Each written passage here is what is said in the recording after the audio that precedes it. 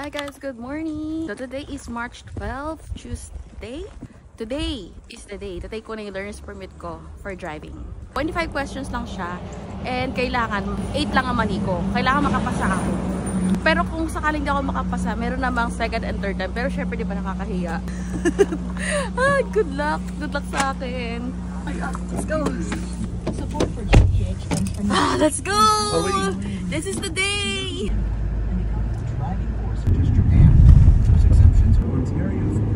Hi guys, good morning! So bale on the way na kami sa RMV.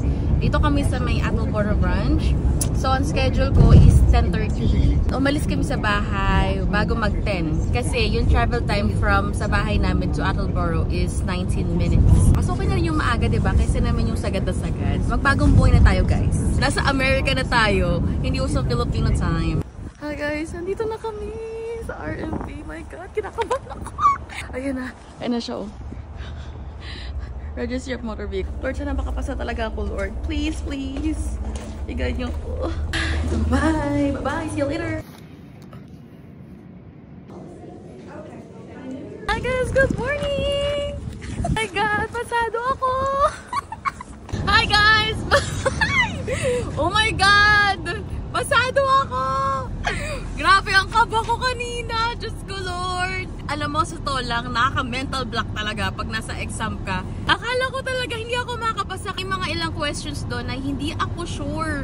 May mga questions ako na super sure ako kasi naman yung iba madali lang talaga. Pero nakakatuwa kasi ang questions kasi namin is 45 questions. Kailangan mo siya sagutin within 25 minutes din. So in 25 questions, kailangan meron kang 18 correct answers.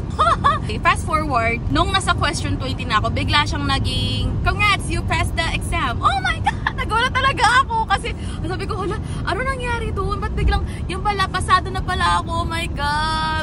Natuwa talaga ako. As in, napaganon talaga ako. Wala, sobrang tuwa ako. Oh my God!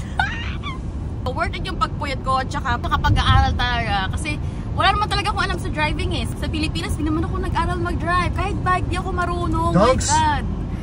Iced. And can I get 2 Bavarian Classic?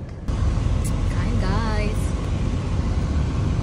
And after noon, pagkalabas ko ng room, hindi ko mapigilan yung reaction ng mukha ko. As in, nakangiti talaga ako. Tapos, pigil ako sa pagtawa kasi maraming tao sa loob ng RMV eh. Kasawa ko niyakap niya ako. Kasi proud siya sa akin. After noon, pumila ako. Nadala ko yung paper. O pagpunta ko dun sa counter, ayun, binigay ko lang yung papel na binigay nila sa akin. Then binigay nila ako yung learner's permit ko. Then after noon, sabi niya, pwede ka na mag-road